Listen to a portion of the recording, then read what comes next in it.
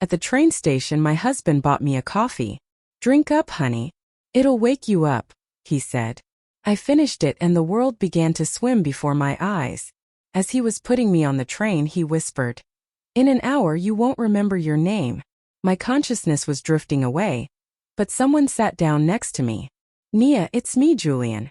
Nia woke up that morning with a vague sense of anxiety she couldn't explain. The October sun was shining through the windows of our Chicago apartment. The city was waking up, but she couldn't shake the strange feeling that something was wrong. Maybe it was the way Marcus had looked at her the night before when she told him she was going to visit her parents. His gaze had seemed too intense, studying her, as if he were memorizing her face. Nia got out of bed, threw on her robe, and went into the kitchen. Marcus was already sitting at the table with a cup of coffee, scrolling through something on his phone. When she entered, he looked up and smiled widely, almost ear to ear. It was too wide for 7 o'clock in the morning on a Saturday. "Good morning, sweetheart. How did you sleep?" His voice sounded cheerful, almost too cheerful. "Fine," Nia said, walking to the coffee maker to pour herself a cup. "You're up early. I wanted to make sure I saw you off to the station. You know how I worry when you travel." Nia turned to him, leaning against the counter. Marcus was telling the truth. In recent months he had become incredibly attentive. Before, in 7 years of marriage, he would calmly let her go anywhere alone, without even walking her to the door. But now he monitored her every step, called 3 times a day, and asked where she was, who she was with, and when she would be back. First, Nia liked it. She thought her husband had finally started to appreciate her. But over time, this care began to feel suffocating. "Marcus, I'm only going for a week. Mom isn't feeling well, and I want to be with her." Of course I understand," he said, sipping his coffee without taking his eyes off her. "I'll just miss you. The house is empty without you." Nia sat opposite him, wrapping her hands around the warm mug. Something in his behavior was alarming, but she couldn't understand exactly what. Maybe it was how much Marcus had changed over the last 6 months. He had become nervous and irritable, often leaving the room when his phone rang. He tossed and turned at night, unable to sleep. Several times she woke up to find him sitting in the kitchen with a glass of whiskey, staring at a single point. When she asked what was wrong, he waved it off, saying it was just trouble at work and everything would work out soon. Marcus handled high-end liquor distribution. He had a small business that she thought brought in a steady income. In any case, they always had enough money. Although the family's main source of income was her marketing agency, which Nia had built from scratch, and in 5 years had turned into a top firm generating over $10 million annually. "Are you sure you're okay?" she asked, studying his face. Shadows lay under his eyes and his skin looked gray. "Yeah, everything's great." He smiled again, but the smile didn't reach his eyes. "Just a little tired. Maybe I should go somewhere too. Take a break." "Let's go together next time," Nia suggested. "To my parents' place in Memphis or wherever you want. We'll see." Marcus looked away. "Come on, get ready or you'll miss your train." Nia got up and went to the bedroom. She had packed her suitcase the night before, small, just for a week. A few dresses, jeans, sweaters. October can be cold and windy. She took her favorite blue jacket out of the closet, checked her pockets, phone, ID, wallet. Everything was there. When she came out of the bedroom fully dressed, Marcus was waiting for her in the hallway. He was dressed too and had the car keys. "Let's go." He grabbed her suitcase, although usually he never did that. On the way to Union Station, they were silent. Marcus turned on the radio, tapping his fingers on the steering wheel to the beat of the music. Nia looked out the window at the traffic, the gray sky, and the people rushing about their business. For some reason, she didn't want to leave. Some inner feeling whispered, "Stay. Don't get on that train." But that was silly. Her mom really was feeling unwell, complaining about her heart, and Nia had promised to come. The station met them with its usual bustle. People were dragging suitcases, kids were running around, and trains were being announced. Marcus parked at the entrance, got out, and took her suitcase from the trunk. "Come on, I'll walk you to the platform." They walked through the main hall. The train to Memphis was departing from track 5 in 20 minutes. Marcus walked beside her, holding her elbow as if he were afraid she would run away. At the schedule board, he stopped and looked at the screen. Track 5, right? Yes. Look right there. Nia pointed to the line with her train. Marcus nodded, but for some reason continued to stare at the board as if checking something. Then he turned sharply to her. Let me go buy you a coffee. It's a long trip, almost 12 hours. Do you want one? I can get one on the train. Nia was surprised by his offer. Marcus was never this attentive. No, I'll be quick. He was already walking toward the station cafe. Wait here. I'll be right back. Nia stood by the board, watching her husband disappear into the crowd. What was with him today? Why was he acting like this? She took out her phone and texted her mom. On my way. See you tonight. The answer came almost immediately. Okay, baby. Waiting for you. Marcus returned about 5 minutes later with 2 cups of coffee. He handed one to her. Here, a latte with vanilla, just how you like it. Nia took the cup, feeling the warmth through the cardboard. The coffee really did smell delicious with milk and a light scent of vanilla. Thanks. She took a sip. The taste was normal. Maybe a little more bitter than she was used to, but tolerable. Drink up, honey. It's a long trip. Wake yourself up. Marcus watched her drink, not taking his eyes off her. Is it good? Yeah, it's fine. Nia took a few more sips. Did you get one for yourself? I don't want one anymore. He shook his head. I had some at home. They walked to the platform. The Amtrak train was already at the platform. Conductors were checking tickets and passengers were boarding the cars. Nia finished the coffee and threw the cup in the trash can. Immediately she felt a slight dizziness. She must have drunk it too fast on an empty stomach. Nia, are you okay? Marcus took her hand. You look ashen. Yeah, just my head is spinning a little. She leaned against the railing. It'll pass. Let me help you onto the train. His voice sounded caring, but something flashed in his eyes that Nia couldn't recognize. They approached her car. The attendant checked the ticket and nodded. Nia tried to climb the steps, but her legs suddenly felt like cotton. Marcus caught her by the elbow and practically pushed her into the vestibule. Which roulette is yours? His breathing had quickened. Number 4. Nia barely got the words out. Her tongue felt heavy and disobedient. What's wrong with me? Probably your blood pressure dropped. Marcus guided her down the narrow corridor. Just lie down and rest. It'll pass. There was no one in the room. Marcus helped her onto the lower bunk and laid her down. Nia fell onto the stiff bedding and closed her eyes. The world swam and spun. Her heart was beating too fast and her temples were pounding. Marcus! She tried to call him, but her voice sounded like a barely audible whisper. He leaned over her. His face was very close. And then Nia saw something in his eyes she had never noticed before. Coldness, emptiness, determination. Goodbye, Nia, he whispered in her ear. And his words sounded like a verdict. In an hour you won't remember your name. You won't remember me. You won't remember your life. Nothing. And no one will ever find you. Nia tried to say something to grab his hand, but her body wouldn't obey. She saw Marcus straighten up and walk out of the compartment without looking back. She heard his steps receding down the corridor and the vestibule door slammed shut. What did he do to me? The thought flashed through her mind before her consciousness began to dissolve. The coffee. He put something in the coffee. The train started moving. Nia felt the car slowly gliding, picking up speed. Beyond the window, the station lights swam by, then houses flashing faster and faster. She tried to hold on to her consciousness, but it was slipping away like water through her fingers. Fragments of memories rushed through her head.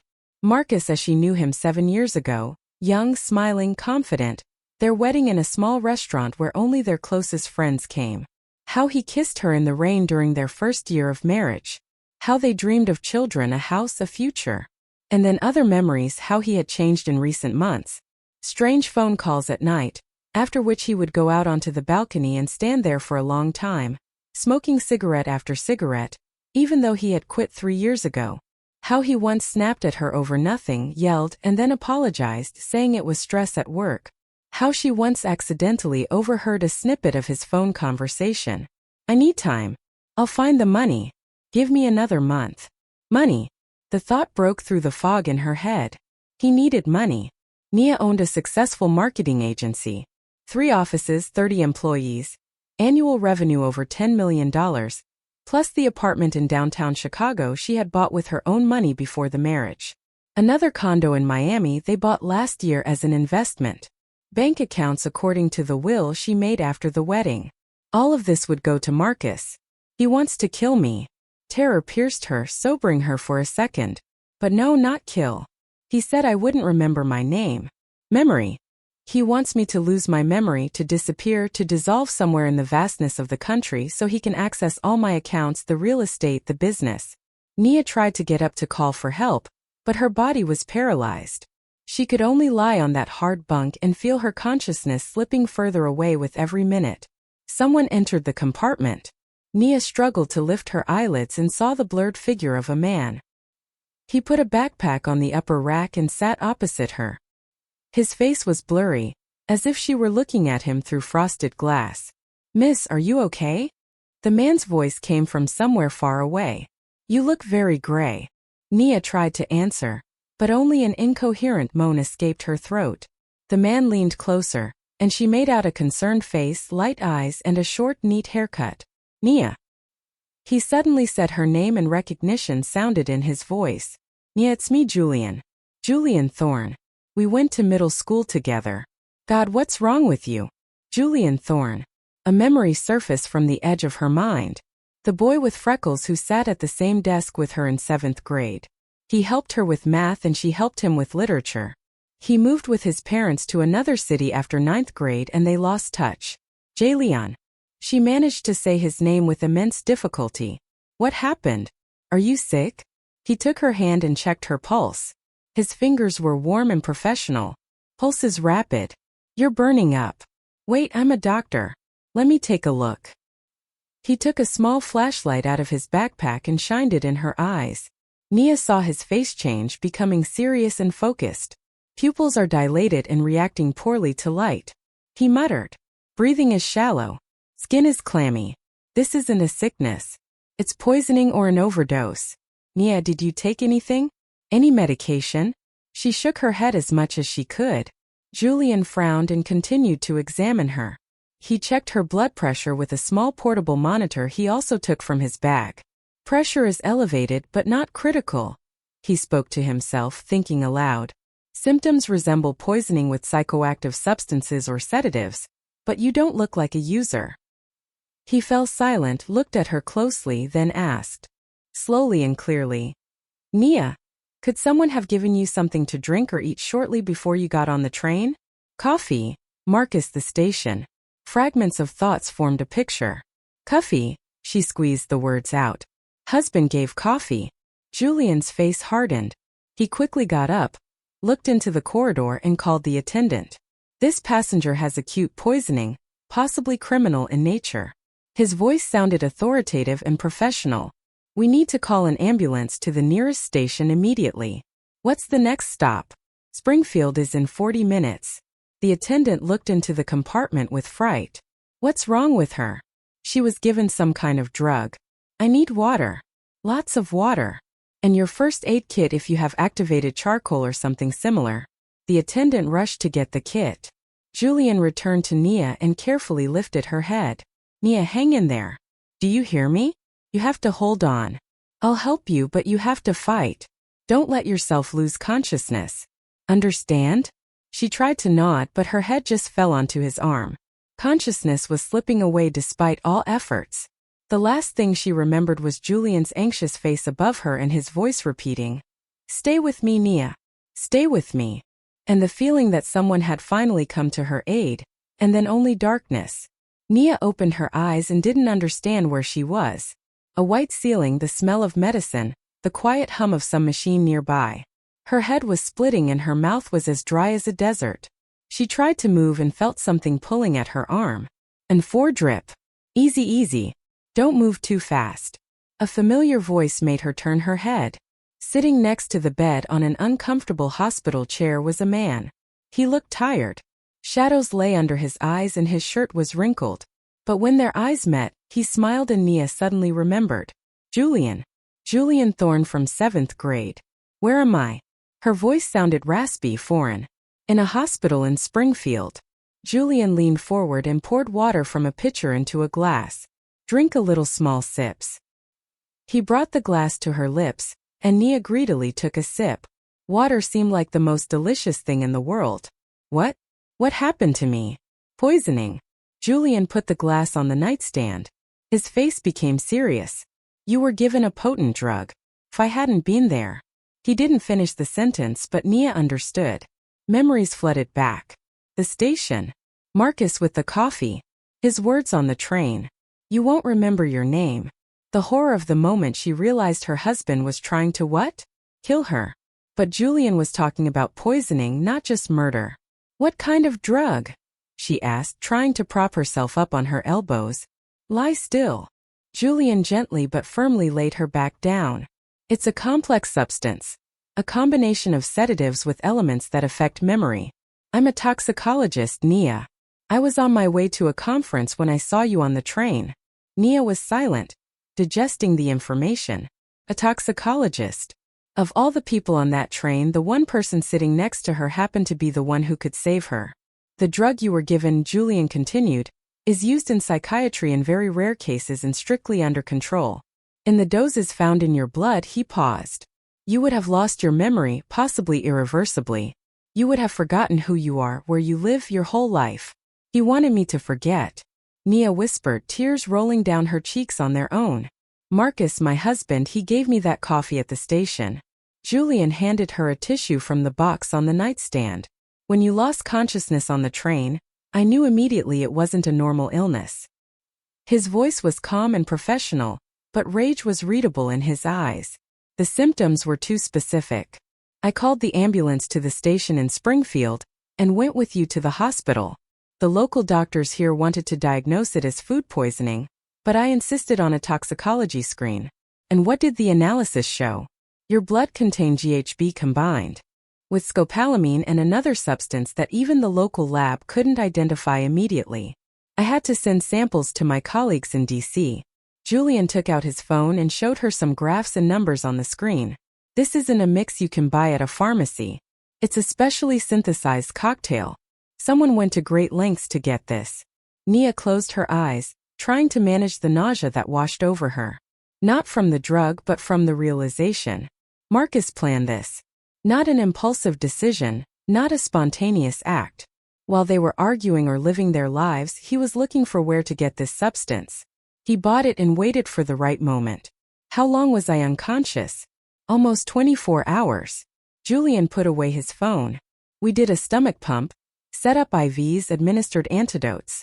You were lucky the drug hadn't fully absorbed into your bloodstream when I started helping. The first few minutes decide everything in these cases. Thank you. Nia looked at him and for the first time in the last day felt she could breathe. You saved my life or what was left of it. Don't thank me yet. Julian stood up and walked to the window.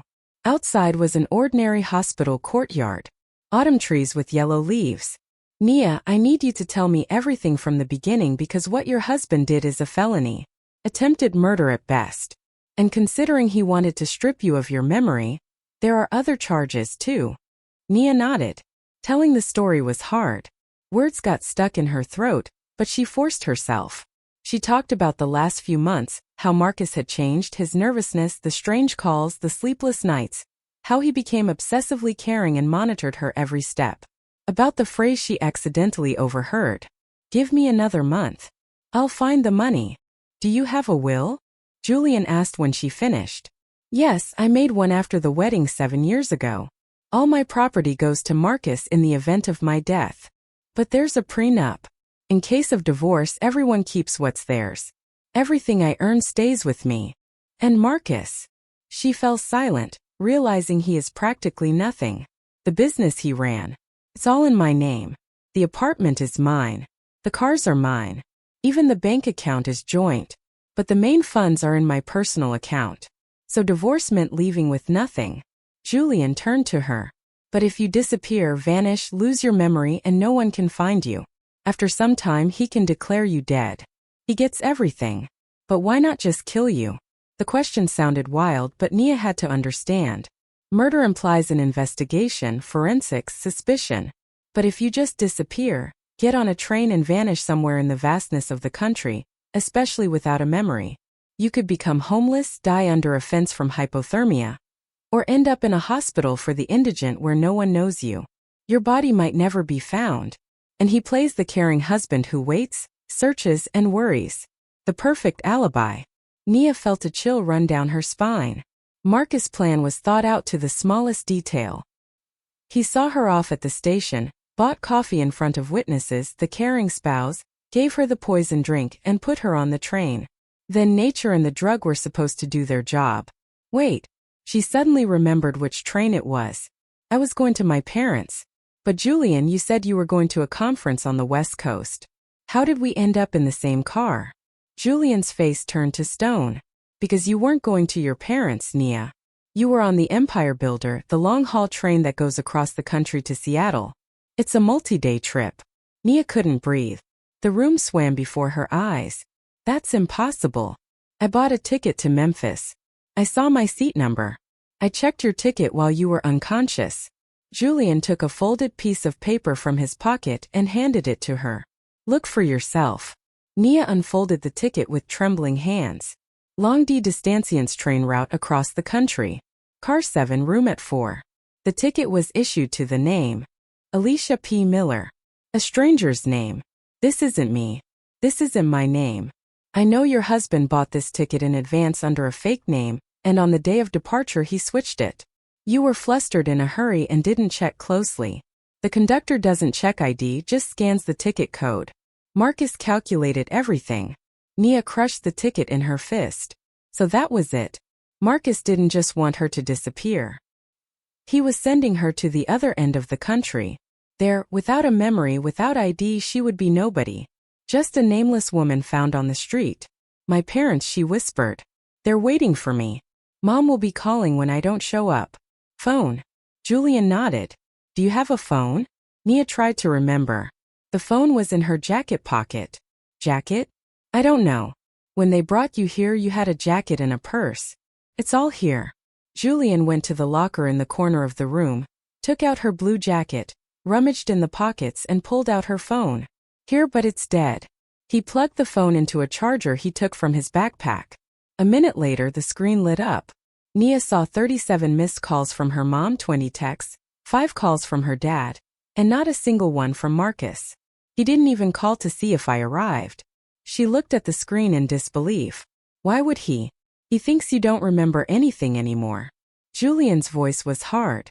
Nia, we need to contact the police.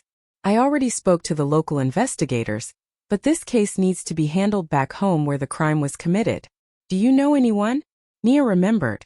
Maya Brooks. We went to college together. She works as a detective in the major crimes unit. Perfect. Julian nodded. Call her. Tell her everything. The sooner we start acting, the better chance we have of catching your husband red-handed. Nia dialed Maya's number with trembling fingers. The ring seemed endless. Nia. Mia's voice was alarmed. God, where are you? Your mom called me. Said you didn't arrive. Phone was off. Marcus says you got on the train but no one met you there. What is going on, Maya? Nia swallowed the lump in her throat. I need your help. Official help as a detective. Marcus tried to kill me or worse. Silence hung in the air. Then Maya asked, her voice becoming professional and collected. Where are you right now? In a hospital in another state. I'm with a doctor, a toxicologist who saved my life. We have evidence, blood tests, a ticket under a fake name. Maya. He gave me some kind of drug to make me lose my memory. He put me on that train. I was supposed to disappear. Stay there. Maya was apparently already writing something down. Give me the number of the doctor who is with you. I need all the medical documents, all the test results, and don't call anyone else, especially Marcus. He shouldn't know you're conscious and remember everything. That's our advantage. Nia handed the phone to Julian. He gave Maya his details and the numbers of his colleagues at the lab where the samples were sent. He spoke professionally and clearly, listing all the medical terms and indicators. Nia listened and understood. This is all real, not a nightmare, not a delusion. Her husband really tried to destroy her life. When Julian finished the call and gave her back the phone, Nia asked, What now? Now we wait. He sat back down on the chair next to her bed. Your friend will start gathering evidence. Check the cameras at Union Station. Find the footage of Marcus buying the coffee and spiking it. Pull the financial records. Check where he got the money for such an expensive drug. Find who sold it to him.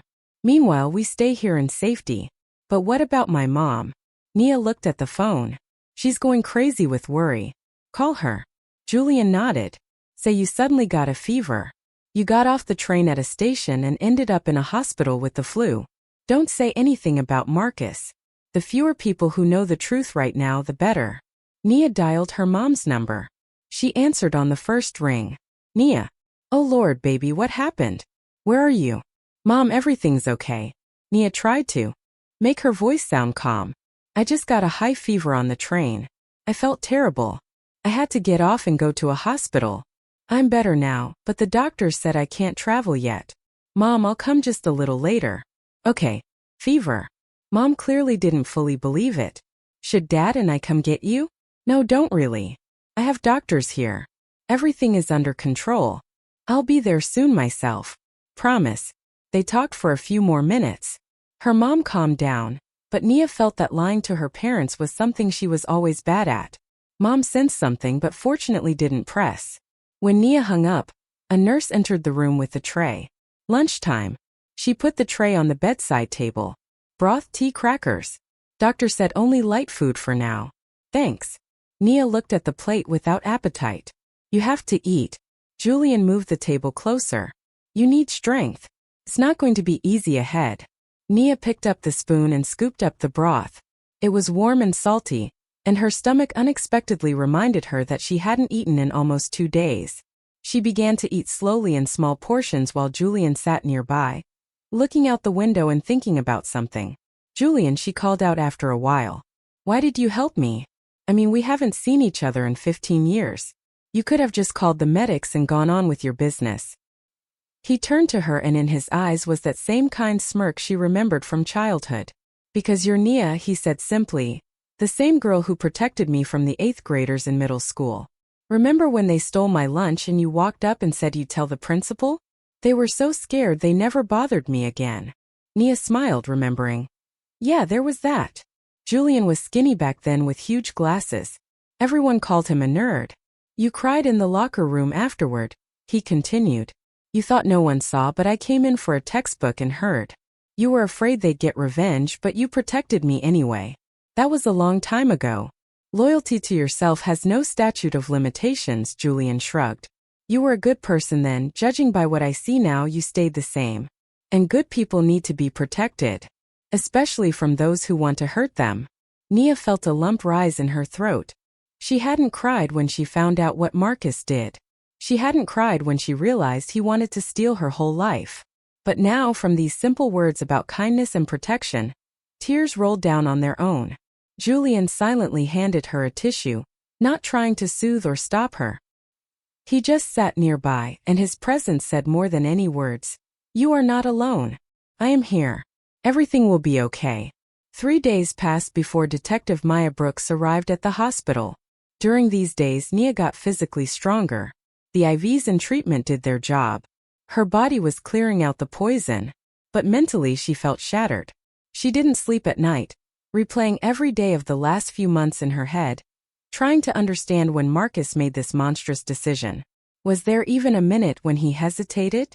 Or did he just play the role of a loving husband, already knowing he would soon get rid of her? Julian didn't leave her side. He rescheduled his conference, rented a room in a hotel near the hospital, came every morning, and stayed until evening. He brought books, fruit, told stories from his medical practice, distracted her. Nia knew that without him she would have gone crazy from the thoughts and fear. Maya appeared on Monday morning around 10 o'clock. Nia heard quick steps in the corridor. Then the door flew open and her college friend appeared on the threshold, tall with a short haircut in a sharp suit. Behind her walked a middle-aged man in uniform with a briefcase in his hands. Nia. Maya walked over and hugged her tight. For real. God, I'm so glad you're alive. Me too. Nia felt the tension of the last few days release a little. Maya always knew how to instill confidence with just her presence. This is Lieutenant Graves. Maya nodded at the man. He handles organized crime, but he got involved in your case because, well, we'll explain now. They sat down, Maya and the lieutenant on chairs. Julian remained standing by the window. Graves took a tablet out of his briefcase, turned it on and scrolled through some documents. Mrs. Vance, he began in an official tone. Your statement was transferred to the investigative team. We conducted an operation and what we found goes beyond a domestic crime. What did you find? Nia straightened up on the bed. Maya took the floor. Let's start with the station. We pulled all the CCTV footage from that day. Look here. She turned the tablet around. On the screen was a black and white recording from a camera. Nia recognized the station cafe, herself and Marcus standing by the board. Marcus said something to her, then went to the cafe. The camera switched to the interior of the cafe. Marcus walked up to the counter, ordered 2 coffees. The barista started making the drinks. Marcus stood there looking around. When the barista turned to the espresso machine, his hand darted to his pocket and pulled out a small packet. With a quick movement, he poured the contents into one of the cups and stirred it with a straw. The whole thing took 3 seconds, no more. There, Maya paused the video. Clear picture. He knew what he was doing. The movement was practiced. No panic. Everything was planned. Nia looked at the screen at that quick, confident movement of her husband's hand. How many times had he rehearsed it? Or was he just so confident that he wasn't even nervous? Next, continued Maya. We checked his financial transactions for the last 6 months. The picture is, let's say, bleak. Graves scrolled through the documents showing tables with numbers. Your husband was involved in smuggling high-end liquor from Europe. His voice was dry and businesslike. The channel worked through shell companies. The scheme was established, but 6 months ago, Customs seized one of the shipments at the border. The goods were confiscated. The shell company went bankrupt. The losses amounted to about $400,000. $400,000? Nia couldn't believe it. Where did he get that kind of money? Not his money. Graves shook his head. He worked with investors, specifically people from an organized crime group that financed the smuggling. When the scheme failed, they demanded the money back in full with interest. And they started pressuring him, added Maya. We found recordings of his phone calls. We were wiretapping the group for another case. Threats, pressure, demands. They gave him deadlines. Said if he didn't return the money, it wouldn't just be him who got hurt. Nia remembered those strange calls at night, how Marcus went out to the balcony and stood there for a long time. Apparently that was when they were threatening him. But he didn't have that kind of money. She said, everything we have is mine, my business, my real estate. Exactly. Maya nodded. We studied your prenup. In a divorce, he's left with nothing. But you have a will where everything goes to him if you die. Marcus realized the only way to get out of the debt hole and stay alive was to get access to your money. And for that, you had to either die or disappear. He chose the latter. Julian intervened in the conversation. Because murder is an investigation. Suspicion falls on him immediately, but a person disappearing without a trace can be written off as an accident or voluntary departure. Correct, agreed Graves.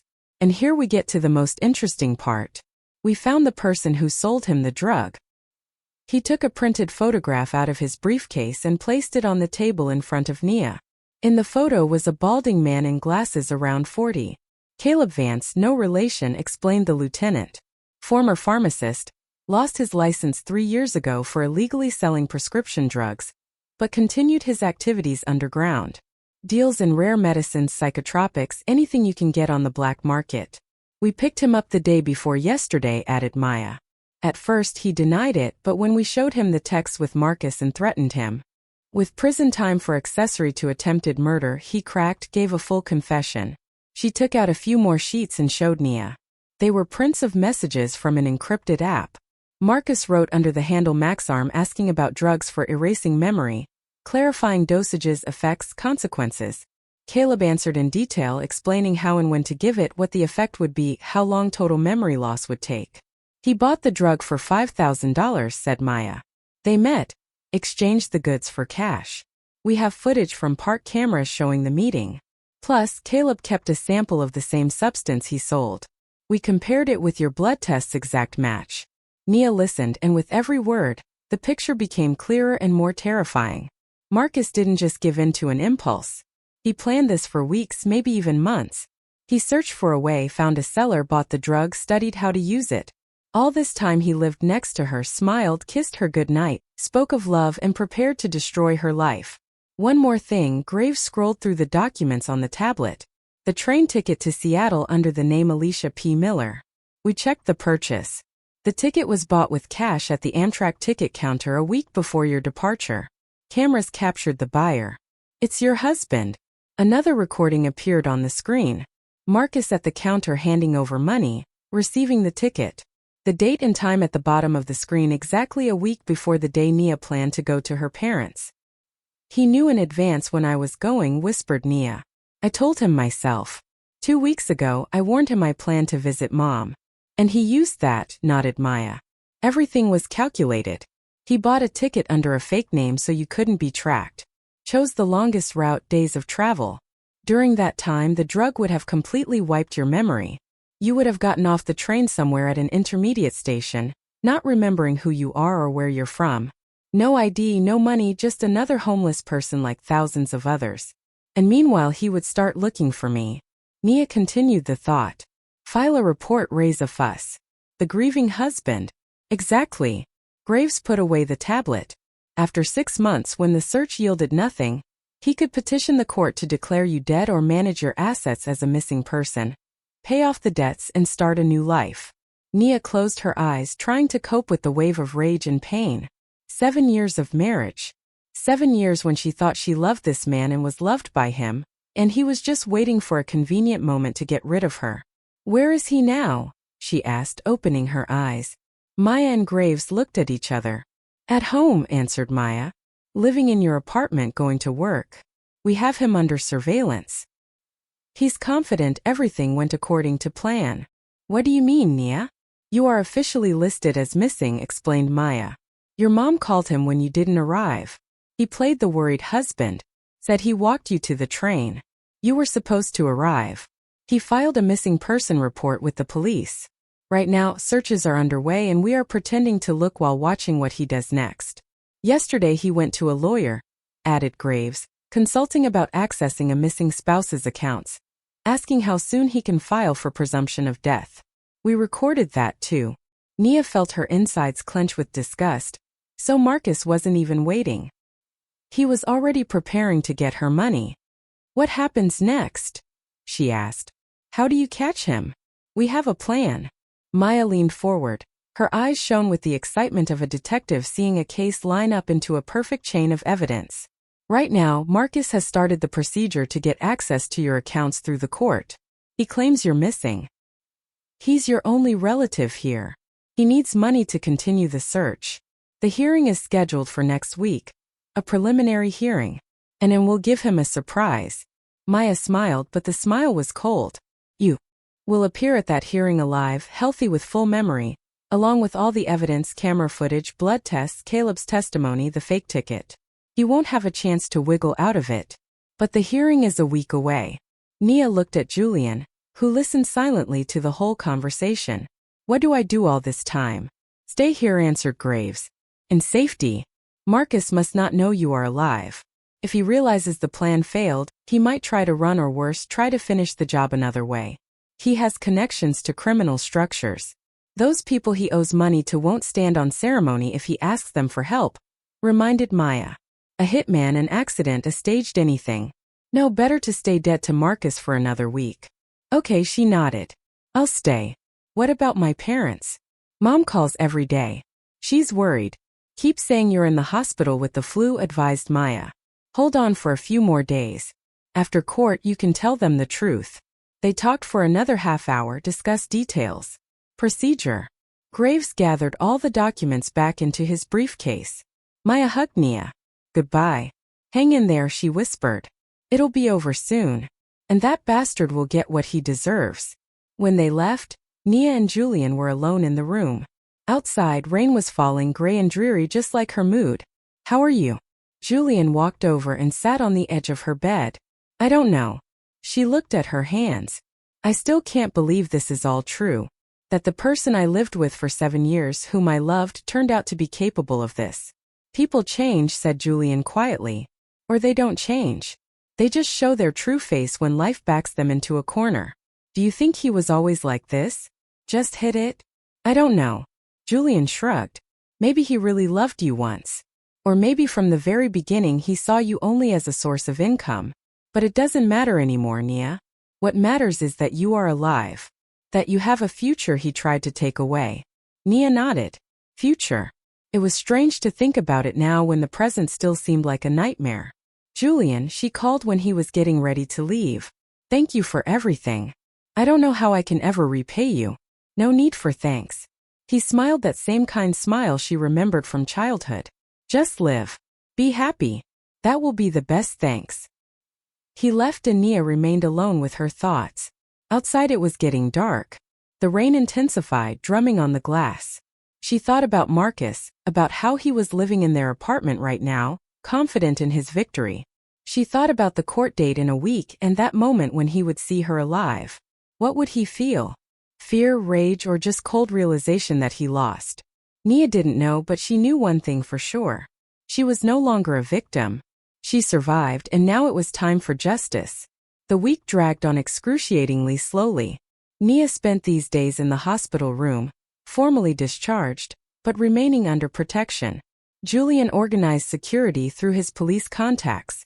2 officers in plain clothes were on duty in the corridor around the clock. Maya called every day reporting on the progress of the case. Marcus continued to play the role of the grief-stricken husband, posted flyers about his missing wife all over the neighborhood, gave interviews to local news portals where with tears in his eyes, he told how he saw his beloved spouse off to the station and never saw her again. He even learned to squeeze out tears, Maya said with disgust during one call. I watch these videos and realize what a good actor he is. If not for the evidence, I would almost believe his sincerity. Nia didn't watch the interviews, she couldn't.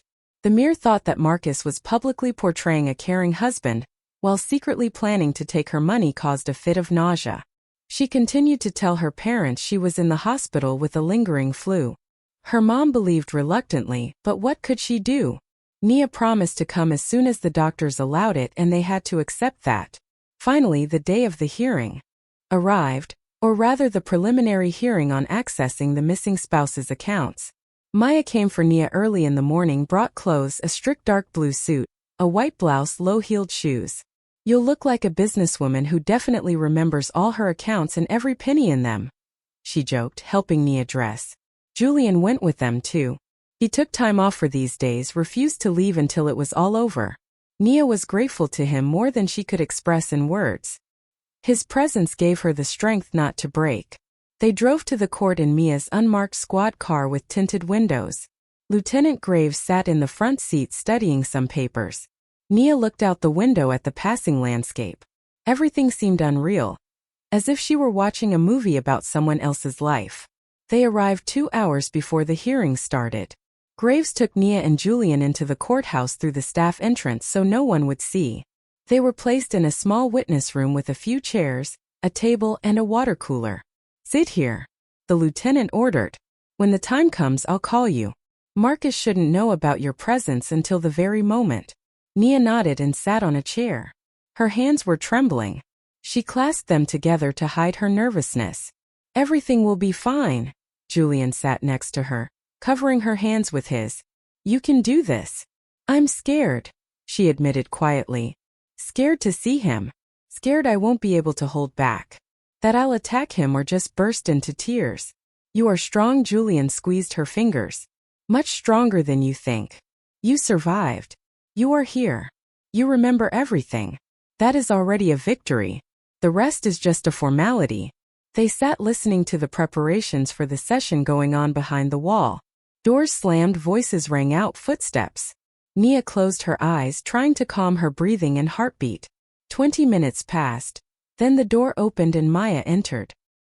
He's here, she said, sitting in the hall portraying grief. Even wore a black suit like for a funeral. The judge is about to start the hearing. When do I go out? I'll give the signal. Maya crouched down in front of Nia, looked into her eyes. Listen, I understand how hard this is for you right now. But you have to hold it together. You walk in there with your head held high, calm, confident.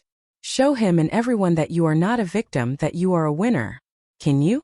Nia nodded. although inside everything clenched with fear and rage. I can. Maya left. Julian took Nia's hand again. Do you want me to go with you? No, she shook her head. I have to do this myself. Another 10 minutes of agonizing waiting passed. Then the door opened again and Mia nodded. It's time. Nia stood up. Her legs felt like cotton, but she forced herself to walk steadily, not to wobble. Maya led her down the corridor to the double doors of the courtroom. Behind them, the muffled voice of the judge reading legal formulas could be heard. Now he'll announce the consideration of the motion for access to accounts, whispered Maya. And that's when you walk in. I'll open the door. You walk in and go to the plaintiff's table. We'll do the rest. Nia nodded, swallowing the dryness in her throat. Maya cracked the door open, listening. The voice of the judge, a woman, judging by the timbre, sounded even and official. The court is now considering the motion of Mr. Marcus Vance regarding the granting of temporary access to the bank accounts of his spouse, Nia Vance, who is missing. The floor is given to the plaintiff. Maya threw the door open. Nia walked in. The room was small, seating about 30 people. The judge sat behind the high bench in her robe. A clerk was typing something on a computer. Several rows of benches for attendees, mostly empty. And at the plaintiff's table, with his back to the door, sat Marcus. He had just started speaking, not turning around. Your Honor, my wife disappeared 2 weeks ago. I walked her to the station. She was supposed to go to her parents but never arrived. The police are searching but so far without results. I need access to her accounts to continue. Marcus. Nia said his name loudly, clearly. He froze, literally turned to stone on the spot. For 3 seconds he didn't move, as if not believing his ears. Then slowly, very slowly, he began to turn around. Nia stood a few meters from him, hands folded in front of her, back straight. She looked at him calmly without blinking. Marcus's face went through a whole range of emotions in mere seconds. First shock, eyes widened, jaw dropped, then disbelief. He blinked a few times as if checking if it was a hallucination, then fear. His skin turned gray. Beads of sweat appeared on his forehead. And finally, something like rage, quickly suppressed by an attempt to pull himself together. Nia, he squeezed out. His voice trembled. You're alive. God, where were you? I was looking for you. I save it. Maya entered the hall after Nia.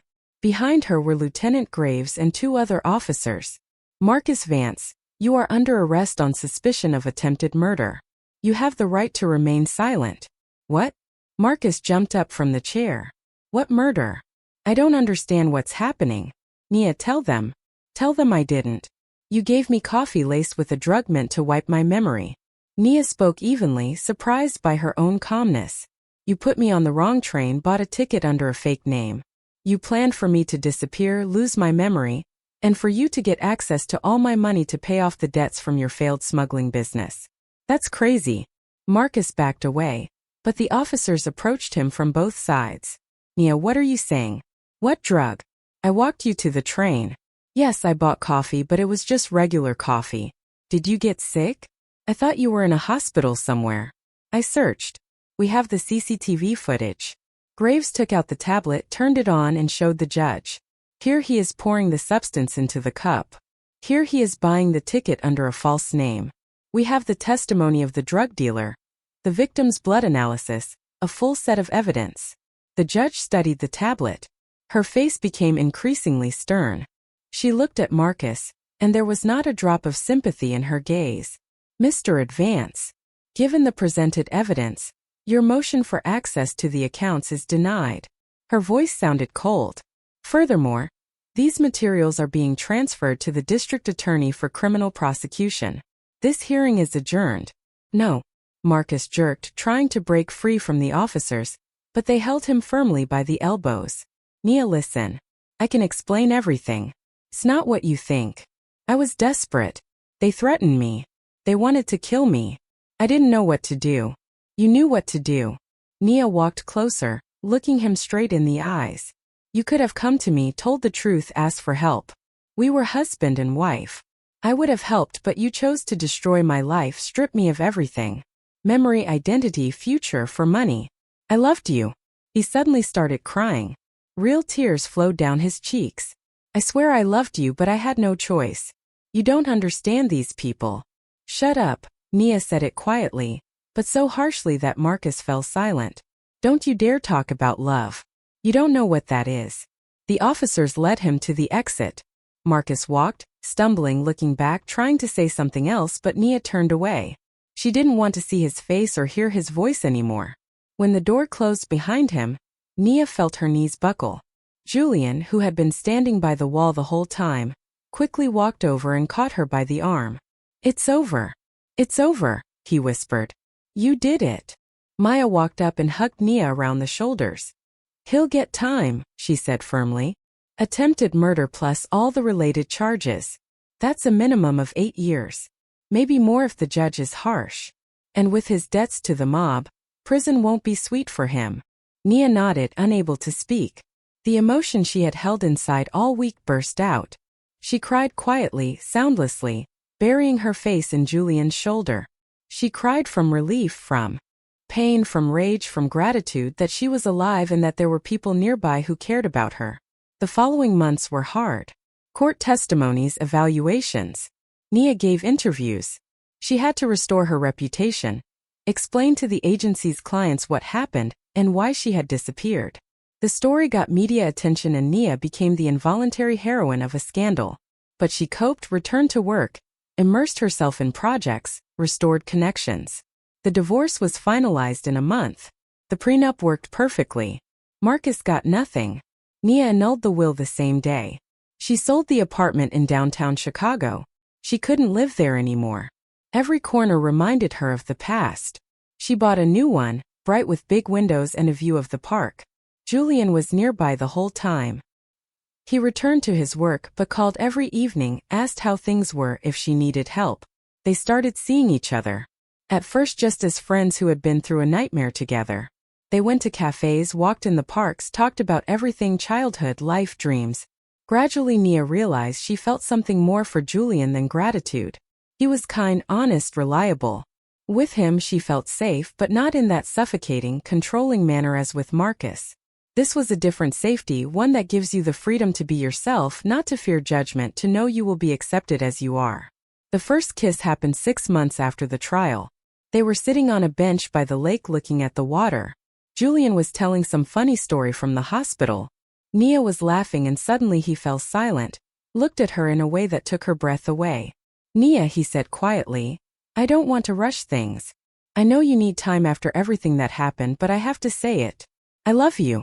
I probably fell in love back in 7th grade when you protected me from the bullies. I just didn't understand it back then. Nia didn't answer with words. She just leaned in and kissed him. And for the first time in many years she felt that this was right, that this was what she wanted, not what she was supposed to do. A year later they got married. A modest ceremony. Only the closest people. Nia's parents, Julian's sister with her family, Maya with her husband, a few friends. There were no grand speeches, fireworks, or crowds of guests. Just 2 people who found each other through pain and trials and decided to move forward together. And a year after that, on a cold January morning, Nia held a tiny bundle wrapped in a blue blanket in her arms. A boy healthy with a loud voice and strong little fists. Julian sat next to her on the hospital bed, hugging her shoulders, looking at his son with such adoration that it took Nia's breath away. What should we name him? He asked quietly. Michael. Nia smiled, remembering. In honor of your grandfather. You told me he was a good man. A doctor like you. Saved people. Michael. Mikey. Julian gently touched his son's fingers. Michael Julian Thorne sounds solid. The baby yawned, scrunching up his nose, and Nia laughed softly. This was happiness, simple, quiet, real, not the showy, fake kind she had with Marcus when she convinced herself everything was fine, closing her eyes to the warning bells. This was happiness that didn't need to be proven or explained.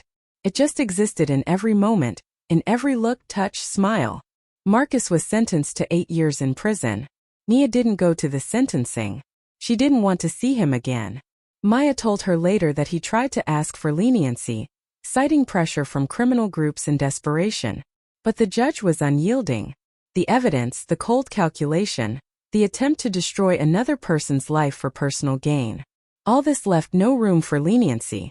Nia felt no triumph from this verdict, only sadness for the wasted years. for the illusions that had collapsed. But she didn't regret the past because it led her here to this hospital room where she held her son in her arms, where sitting next to her was a man who truly loved her, who had saved her not only physically but spiritually. You know, she said to Julian, looking at sleeping Michael, if you hadn't been on that train, if you hadn't recognized me, hadn't helped. Scary to even imagine. But I was there. Julian kissed her temple. And I recognized you and helped. Everything else is just an alternative reality that doesn't exist. There is only this, where we are together, where we have a son, where a whole life is ahead. Nia nodded, pulling Michael closer to her. Yes, a whole life without fear, without deceit, without the shadow of the past. A new life she would build herself with a man she trusted. And that was enough. That was more than enough. Outside the window, snow was falling, covering the city in a white blanket. New year, new life, new happiness.